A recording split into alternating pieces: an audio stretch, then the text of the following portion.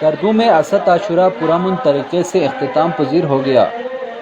جلوس ازاں عقیدت و احترام کے ساتھ منایا گیا۔ جلوس میں 1.5 لاکھ سے زائد عزاداروں نے شرکت کی۔ شہر بھر میں ماتمی دستے نکالے گئے۔ تمام امام بارگاہوں سے ذوالجناح علم اور تعزیے برآمد کیے گئے۔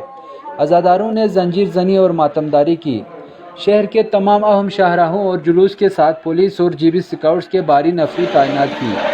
سیکورٹی اداروں اور قانون نافذ کرنے والے اداروں کے اہلکار جلوس کی نگرانی پر مامور تھی۔ پولیس کی جانب سے خصوصی کیمرے کے ذریعے جلوس کی مانیٹرنگ کی گئی۔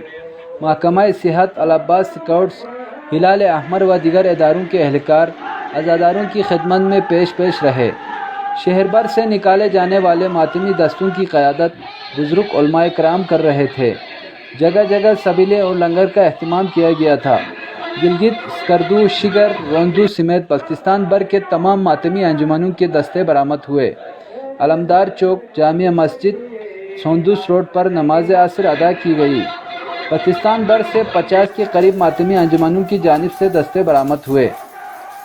مذہبی شخصیات قائد بلتستان علامہ شیخ محمد حسن جعفری، سید علی رضوی اور گلگت بلتستان اسمبلی کے اسپیکر فدا محمد ناشاد، صوبائی وزیر حاجی اکبر تابان، اقبال حسن، رکن اسمبلی کاچو امتیاز حیدر خان، ممبر اسمبلی غلام حسین ایڈوکیٹ، رکن کونسل وزیر اخلاق حسین و دیگر اراکین اسمبلی نے بھی جلوس میں شرکت کی۔ جلوس میں فل پروف سیکورٹی اور بہتر انتظامات کرنے پر ماتمی انجمنوں کی جانب سے ضلعی انتظامیہ، قانون نافذ کرنے والے اداروں اور انٹیلیجنس اداروں کا بھی خصوصی شکریہ ادا کیا ہے۔